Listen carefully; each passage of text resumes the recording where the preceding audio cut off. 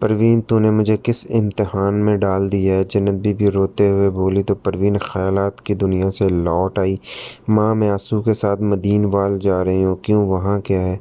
आंसू को वहाँ से शादी के लिए कुछ चीज़ें खरीदनी, और चाची भी तो साथ जा रही है ना। वापस कब आओगे? जन्नत बीबी तेवरी डाल कर बोली। 2-3 घंटे तो लग ही जाएंगे। शाह बाबा को सलाम भी कराऊंगी। शाह बाबा को सलाम करने भी जाएगी? जन्नत बीबी ने कुछ देर सोचा, फिर बोली, अच्छा फिर मेरी बात सुन, वहाँ नबील के लिए बहुत दुआ करना। मुझे लगता है वो बेचारा बहुत परेशान है। इसके 2 खताएं हैं, दोनों में इसने लिखा है कि मेरे लिए दुआ करें, रब खैर करे, तुझे तत्ती हवा भी न छुए मेरे बेटे। जन्नत बीबी ने हाथ उठाकर कहा तो परवीन के दिल में सदा गूंजी आमीन। आंसू इसकी माँ और परवीन जब मदीनवाल पहुँचे तो सूरज का मशरक से मगरब तक का सफ़र अभी आधा हुआ था। कत्ते की नरम धूप हर सू फैली हुई थी। ज़रूरी चीज़ों की खरीदारी के बाद तीनों दरबार पर सलाम करने चली गईं। मौका देखकर आसिया और परवीन वहां से खिसक गईं। शाहजी तक पहुंचते इन्हें थोड़ी देर ही लगी। शाहजी बैठा सिगरेट के कश खींच रहा था। दोनों वहां पहुंची तो शाहजी बोला, बैठ जाओ बच्चा। सलाम शाहजी, दोनों ने झिझकते हुए कहा।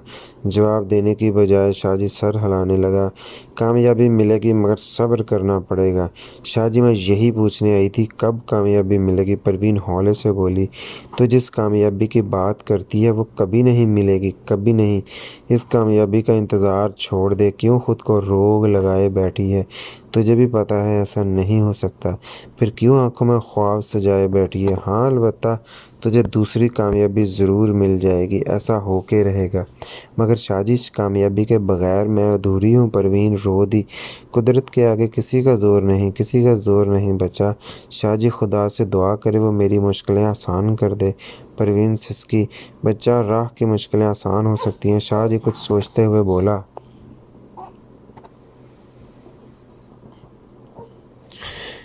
शाहजी खुदा से दुआ करें वो मेरी मुश्किलें आसान कर दे। परवीन सिसकी। बच्चा, राह की मुश्किलें आसान हो सकती हैं। शाहजी कुछ सोचते हुए बोला। वो किस तरह? शाहजी। परवीन की आंखें यकदम चमक उठी। तुझे हर दूसरे दिन यहाँ हाजिरी लगवाना पड़ेगी। मैं आ जाया करूँगी शाहजी। आप जैसा कहेंगे मैं करूँगी शाहजी। ये ले, फिर ये नग ले जा। वो सब्ज झोले में से एक सुर्ख रंग का नग निकाल कर बोला, इसको सब्ज डोरी के साथ बाजू पे बांध ले। तेरे मकसूद की तरफ तेरा सफ़र शुरू हो जाएगा। और हाँ, हाजिरी लगवाना किसी दिन न भूलना। जी जी, अच्छा परवीन। परवीन सर झुकाते हुए वहाँ से उठ गई। परवीन, मेरा ख्याल है तेरी पहली कामयाबी शादी स्कूल के बनने को कह रहे थे, जबकि दूसरी कामयाबी शौक़े से शादी है।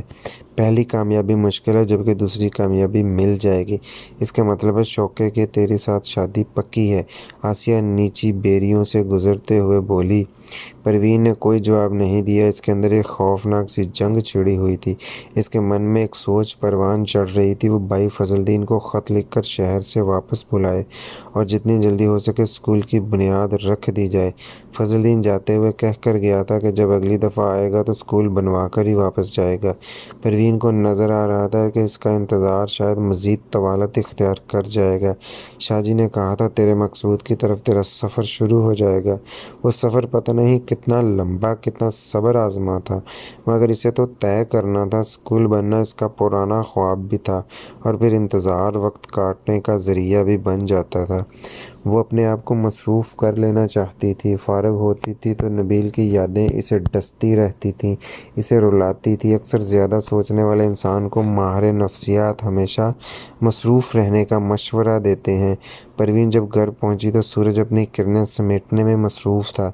दम तोड़ते सूरज की सुर्खी मिट्टी से पोते कच्चे घरों के दरों दीवारों पे छुप सी गई थी। फ़िज़ा में भी नारंगी सी रोशनी रक्स कर रही थी। मूंजी की फसल कट कर इसमें से चावल निकाला जा चुका था, और जिन लोगों ने मूंजी देर से लगाई थी इनकी फसलें अभी खड़ी थी, मगर इनकी तादाद बहुत कम थी। बहुत से ज़मींदार गंदम लगाने की तैयारी कर रहे थे। हल जोता जा चुका था, ज़मीन तैयार हो चुकी थी। इधर कमाद की फसल भी तैयार हो चुकी थी। देसी मीठा गन्ना अपनी पूरी जवानी पे था। गुड़ और शक्कर बनाने वाले बेलनों के पास ही कड़ाहे रखे मसरूफ़े अमल थे।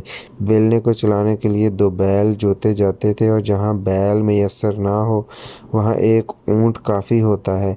परवीन घर पहुँची तो जन्नत बीबी बैठी आंसू बहा रही थी। परवीन के दिल को बहुत तकलीफ़ पहुँची। वो तेज़ी से माँ की तरफ लपकी। माँ, तू क्यों रो रही है? मैं कहाँ रोती हूँ, मेरे नसीब रोते हैं। जन्नत बीबी बिलख पड़ी। माँ का ये अंदाज परवीन के लिए नया भी था और बेहद तकलीफ़दा भी। छोटी थी तो माँ बाप का साया सर से उठ गया। जन्नत बीबी ने कहना शुरू किया, चाचा हयात और गांव के लोगों ने मिलकर हमें पाला। एक तरफ शादी की खुशी तो दूसरी तरफ भाई जुदा हो गया। वही भाई जिसको अपने खिलौने देकर मैं बहलाया करती थी। खुद भूखी सो जाती थी, इसे पेट भर कर खाना खिलाती थी। खुद रातों को उठ उठ कर रोती थी मगर इसकी आंखों से कभी आंसू नहीं गिरने दिया करती थी। परवीन, जिनका बचपन में ही अपना कोई न रहे, इनकी हालत का तुम अंदाज़ा नहीं लगा सकती। पराए चाहे अपनों से बढ़कर प्यार करें मगर अपने बराबर याद आते हैं। इनकी याद को तो कोई नहीं रोक सकता। अपना एक भाई ही भाई था, एक दिन न माना वो भी दुनिया से रुखसत हो गया। मैं इसे कितना प्यार करती थी तू नहीं जानती। माँ बनकर पाला था मैंने इसको। शहर से गाँव आता था तो मैं बावली हो जाती थी। दुनिया की हर शय झूमने लगती थी। कितना दुख होता था, इसकी आंखों में किसी को नज़र नहीं आता था। मैं इस दुख को जानती थी। वो वापस गांव आने के तरले मारता था मगर नबील के प्यार की वजह से नहीं आ सकता था। नबील के नाम पे परवीन के दिल में किसी ने मीठी सी चुटकी ली। मैं इसकी अपनी थी, मैं इसके दुख को जानती थी। मैं यहाँ मोतियों के हार परोती थी, वो वहाँ बैठा आंसू बहाता था। माई जुलेखा के घर में खूह के पास बैठकर हम दोनों ने वादा किया था एक दूसरे से कि हमेशा साथ साथ रहेंगे। यह ताल्लुक़ रंगली डोरी जैसा मजबूत बनाएंगे जो तोड़ने से नहीं टूटती। मगर ताल्लुक़ जोड़ने का वक्त ही नहीं आया। मैं शादी के बाद अपने घर की क्या हुई कि हंसना बस शहर का ही होकर रह गया। इसने एक तरह से बहन का फ़र्ज़ पूरा कर दिया था। वो शहर से मेरे लिए बड़े बड़े तोहफे भेजा करता था मगर वो बड़ा भोला था। भला बहन को ये सब तो नहीं चाहिए था। वो तो दिन रात इसकी राहें तकती रहती थी मगर इस बेदर्द को कभी ख्याल ही ना आया। फिर जब इसने दुनिया से ही मुंह मोड़ लिया तो रास्ता सूना हो गया, रास्ता उदास हो गया। धूल उड़ते रास्ते पे गम की एक लंबी लकीर खींच गया तेरा मामा। फिर एक दिन ऐसा हुआ, जन्नत बीबी बड़ी ट्रांस में बोल रही थी। इस उदास रास्ते पे बहारों की हुक्मरानी हुई। भाई ना आया, भाई का खून इसका बेटा चला आया। सोना नबील चला आया। मैं अपने पुराने सब गम भुला बैठी। रब से शिकवे शिकायतों का दफ्तर बंद कर दिया। नबील में मुझे हंसना जीता जागता नजर आता था। मैंने इसकी आंखों में अजीब सी रोशनी देखी थी, गांव से बेइंतहा मोहब्बत की रोशनी। मुझे यकीन था नबील जहाँ भी जाए वापस इधर ही आएगा। हाँ माँ, वह ज़रूर आएगा। परवीन बरगद की तरफ देख कर बोली। जन्नत बीबी ने यकदम इसकी तरफ देखा। नहीं पुत्र, मुझे लगता है वो कभी नहीं आएगा। मेरी बेगम बड़ी सख्त औरत है। जो औरत बंदे को काबू करना चाहती हो, इसके लिए औलाद को काबू करना कोई मुश्किल बात नहीं। माँ, औलाद खुद सर भी तो हो जाती है। परवीन ने हौले से कहा। नहीं परवीन पुत्र, नबील कभी गाँव नहीं आएगा। तुझे पता है वलायत की ज़िंदगी बड़ी तेज़ रफ्तार है। वहाँ किसी को किसी के लिए सोचने का वक्त कहाँ है। मैं समझी थी नबील की सूरत मेरे गमों का मुदावा हो जाएगा मगर मुझे लगता है मैं गलती पर थी। नबील भी बेईमान निकला, झूठा निकला, वो भी अपने बाप की तरह। जन्नत बीबी घुटनों में सर देकर ऊंची आवाज़ में रोने लगी। परवीन के लिए ये सब बहुत तकलीफ़दा था।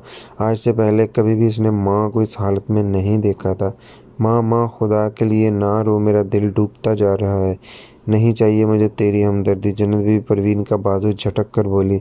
तो परवीन की हैरत की कोई इंतहा न रही। माँ, तो मुझसे खफा है? परवीन डूबते लहजे में बोली। अपनी तकदीर से खफा हूँ मैं, अपनी तकदीर से।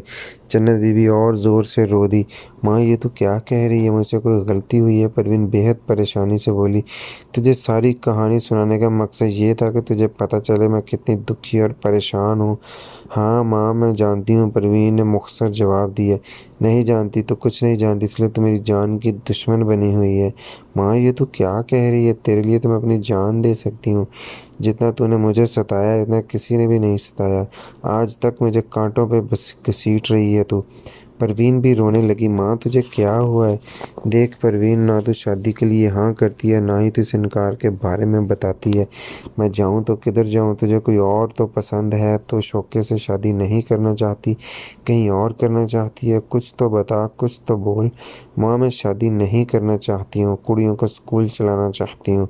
तेरी इन्हीं बातों ने मेरा जीना अजाब बना रखा है। ऐसा कर तो ऐसा कर, अपने हाथ से मुझे जहर देकर मार डाल।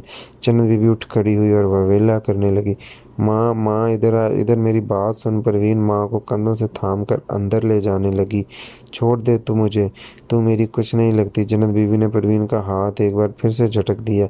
आज के बाद मुझे माँ मत कहना, समझ? तेरी माँ तेरे लिए। परवीन ने यकदम माँ के मुंह पे हाथ धर दिया और हिचकियाँ लेने लगी। माँ अंदर चल, मैं तुझे सब बताती हूँ, तू एक दफ़ा अंदर चल। वो माँ को अंदर वाले कमरे की तरफ खींच कर बोली। अंदर दाखिल होकर इसने कुंडा चढ़ाया तो माँ को लेकर मंजी पर बैठ गई। माँ इधर देख मेरी तरफ। माँ के आंसू अपनी चुंडी से साफ करके बोली, जबकि इसके आंसू गालों पर ढलके जा रहे थे। जन्नत बीबी परवीन की तरफ देखने लगी। चंद लम्हे बोझल खामोशी के साथ गुजर गए। जन्नत बीबी परवीन के बोलने की मुंतजर थी, मगर परवीन के हलक में आंसुओं का फंदा सा लग गया था। दोनों तरफ खामोशी में आंसू ही जुबान बने हुए थे। जन्नत बीबी के आंसू जैसे पूछ रहे थे, बता ना बेटी, क्या है तुझे? क्या है? क्या रोग है जो तू छुपाए फिरती है? जबकि परवीन के आंसू बोल रहे थे, माँ रहने दे, मत पूछ, पर्दा है, पर्दा ही रहने दे। फिर यकदम परवीन की आवाज़ किसी गहरे कुएं से बरामद हुई। माँ मैं नबील से प्यार करती हूँ, मैं इसके बगैर नहीं रह सकती। लाखों करोड़ों कुमकुम वाला फानूस जो आसमान से गिरा था और संगलाख चट्टानों से टकराकर पाश पाश हो गया था, इसकी आवाज़ खला में सैकड़ों मील तक दायरे बनाते हुए फैल गई थी। एक मिनट के लिए जैसे फ़ज़ा भी शशदर रह गई थी। जन्नत बीबी का मुंह खुला हुआ था और आंखें पथराई हुई थी। इसके होंठ हिल रहे थे, मगर आवाज़ नापैद थी। फिर यकदम ठठड़ी हुई आवाज़ बरामद हुई, पुत्री ये तू क्या कह रही है? माँ मैं वही कह रही हूँ जो तूने सुन लिया है। परवीन रो दी। जन्नत बीबी ने झपट कर परवीन को ज़मीन से उठाया और अपने पास मंजी पर बिठा लिया। देख परवीन, तूने किसी से बात तो नहीं की? माँ तेरे अलावा कोई नहीं जानता, परवीन ने मुख्तसर जवाब दिया। परवीन नबील का ख्याल दिल से निकाल दे। जो कुछ नहीं हो सकता इसके लिए तमन्ना कैसी, ख्वाहिश कैसी। परवीन फीकी सी हंसी हंसने लगी और फिर देखते ही देखते इसकी आंखों से नए आंसू फूट पड़े।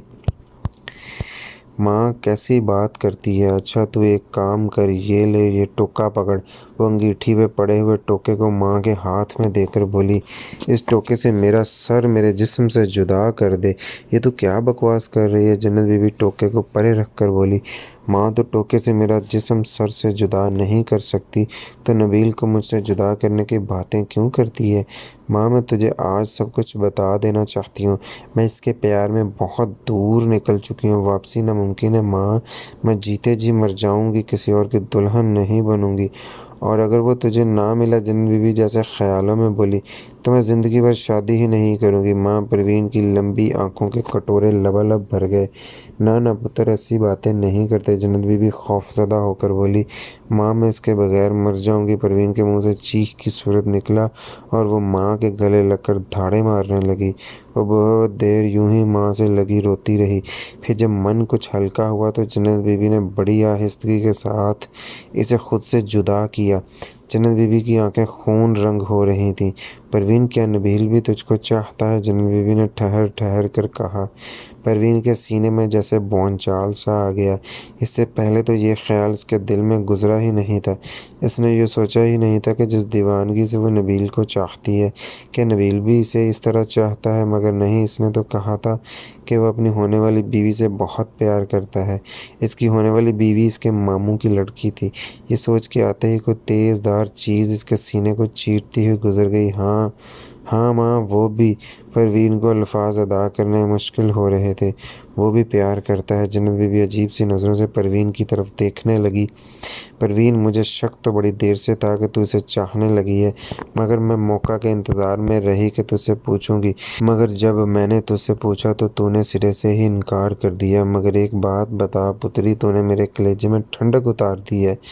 तू नहीं जानती वादे, अहद, इरादे क्या होते हैं। जब हम दोनों की शादी नहीं हुई थी, तो मैंने और हंसने ने एक अहद किया था। जन्नत बीबी इतना कहकर खामोश हो गई और दूर कहीं देखने लगी। इसकी आंखों में अजीब सी चमक थी, जैसे रूठा बच्चा खिलौनों के मिलने पे आंसू पोंछ लेता है और इसकी आंखों में चमक उतर आती है। ऐसी ही चमक इस लम्हे इसकी आंखों में थी। ये बात आज से पहले मैंने किसी को नहीं बताई, सिर्फ तुम्हें बता रही हूँ। हम दोनों ने कसम खाई थी, अगर हंसने की बेटी होगी तो मैं बेटा इसके साथ ब्याहूंगी, और अगर मेरी बेटी हुई तो हंसना बेटा इधर ब्याहेगा। परवीन का जिस्म खुशी से धीरे धीरे लरसने लगा, जैसे इसे सब कुछ मिल गया था। हम ना समझ थे, बेअकल थे, जैसी कसम खा बैठे थे, मगर अब यूं लगता है जैसे कुदरत वो कसम पूरी करना चाहती है, हमारा मान रखना चाहती है। जन्नत बीबी ख्यालों में बोली। फिर जन्नत बीबी परवीन से ख़तों के बारे में पूछने लगी और परवीन झिझक झिझक कर इसे बताने लगी। परवीन ने माँ को ये भी बताया कि इसने इंग्लैंड में जो ख़त भेजा था, इसका जवाब अभी तक नहीं आया। जन्नत बीबी एकदम से जैसे चाकू चौबंद हो गई थी। इसके चेहरे पे बेनाम सी मुस्कुराहट बिखर गई थी। परवीन, तेरे अब्बे ने कहा है कि अगले साल के आखिर में तेरी शादी कर देंगे। तेरे भाई भी इस पर राजी हैं। इनका कहना है इस वक्त तक जहेज भी पूरा तैयार हो जाएगा, पर मैं इन्हें किसी न किसी तरह टाल लूँगी। तो ऐसा कर माँ, एक बात का ख्याल रखना, ये बात किसी को भी पता न चले। परवीन बात काट कर रोहानसी होकर बोली। मेरी पुत्री, तो फिक्र मत कर। जन्नत बीबी अफसरदा सी होकर बोली।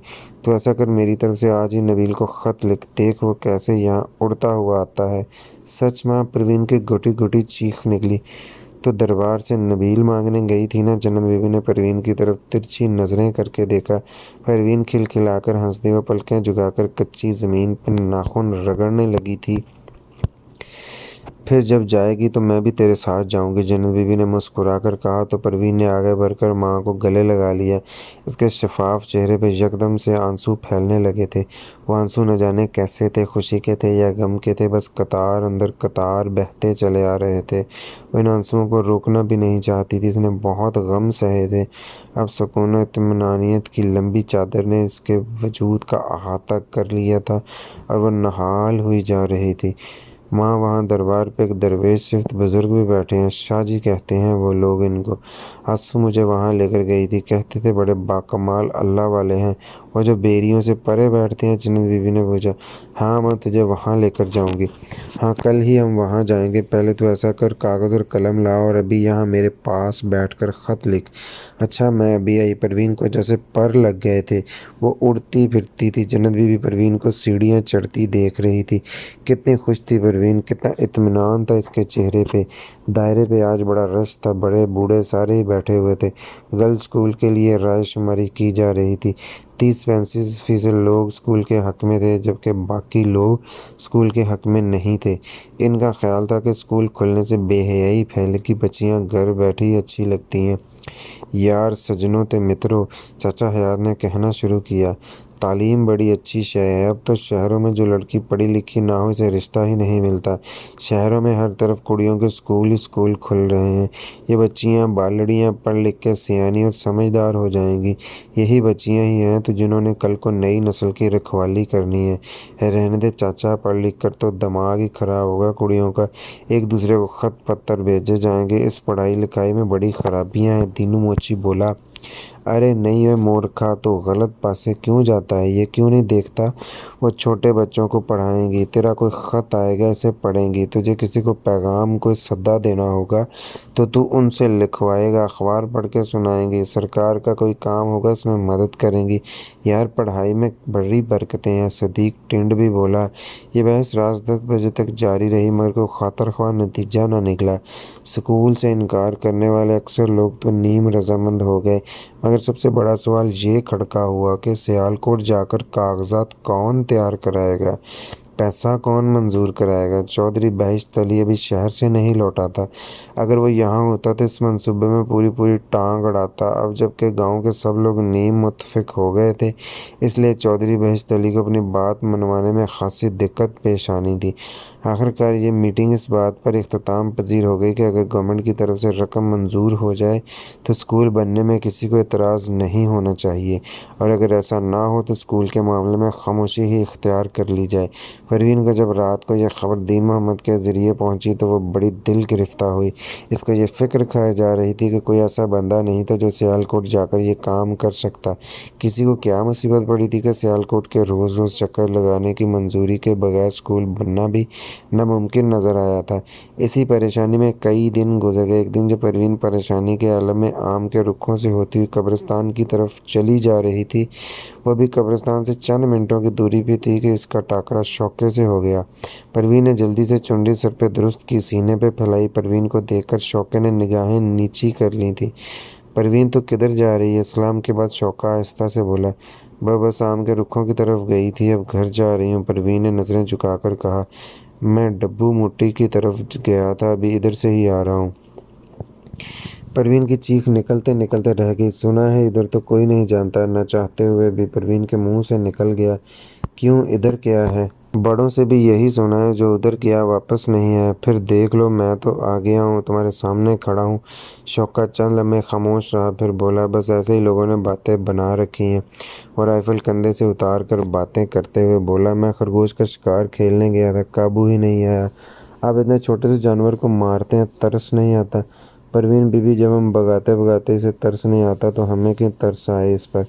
बड़े ज़ालिम हैं आप। परवीन ने दुख से कहा। लो, इसमें जुल्म वाली कौन सी बात हुई? हलाल जानवर है, शिकार करके पकाया जाता है इसे, बड़ा लजीज गोश्त होता है इसका। शौका मूँछों पे हाथ फेर के बोला। परवीन जाने लगी तो शौका बोला, परवीन सुना है तो लड़कियों का स्कूल खोलना चाहती है। हाँ, मगर कोई बात ही नहीं बन रही। परवीन ढिलकी चुंडी को फिर से सर पे दुरुस्त करके बोली। इस तरह इसकी कलाइयों में पड़ी चूड़ियाँ बोल उठी। क्या मतलब? बात नहीं बन रही? सियालकोट शहर से जाकर स्कूल की मंजूरी लेनी पड़ेगी, इसके लिए कुछ इमदाद भी सरकार से चाहिए। ये काम तभी हो सकते हैं जबकि बार बार सियालकोट के चक्कर लगाए और ये काम करवा ले। मुझे ऐसा लगता है ये भी मुमकिन नहीं हो सके। परवीन उदासी से बोली। क्यों नहीं हो सकेगा? शौका सीना फैलाकर बोला। क्या मतलब? परवीन बेख्तियार बोली। मैं जाऊंगा सियालकोट, मैं ये काम कराऊंगा। शौका सीने पे हाथ मार के बोला तो जैसे परवीन की आंखों में यकदम से सैकड़ों दिए टमटमाने लगे। आप सच कह रहे हो ना? परवीन शहादत की उंगली को एक एंगल पे रख कर बोली। लो भला, इसमें झूठ वाली कौन सी बात है? मैं कल सुबह ही जीप ले आऊँगा, फिर तुम मेरे साथ चलना। 3-4 घंटों में हमारी वापसी हो जाएगी। पर मैं कैसे जाऊंगी? परवीन निगाहें नीची करके बोली। तू परेशान क्यों होती है? मैं तेरे अब्बे से इजाज़त ले लूँगा, और तू अकेली थोड़ा जाएगी मेरे साथ, तेरी सहेली आंसू को भी ले चलेंगे। शौके की ये बात परवीन की समझ में आ गई। इसके चेहरे पे एक मुस्कुराहट छा गई। अच्छा, मैं भी आंसू से बात कर लूँ? हाँ हाँ, इसे बता दो कि सुबह 9 बजे तैयार रहे। मैं भट्टे से जीप ले आऊँगा, तुम दोनों डेरे पे ही पहुँच जाना। अच्छा, रब रखा। शौका परवीन की तरफ देखे बगैर बोला और वहाँ से रुखसत हो गया। परवीन खुशी खुशी आसिया के घर की तरफ हो ली। शौका जब भट्टे पे पहुंचा तो 3-3:30 का वक्त हो रहा था। काम करने वाले मजदूर मर्द और औरतें अपने काम में जुटे हुए थे। गुग्गा जैसे इन्हें भेड़ बकरियों की तरफ हाँक रहा था। ओए अपनी माँ के खस्मों, तेज टुरो, खाते इतना इतना हो, तुम्हारी टांगों में जान नहीं है क्या?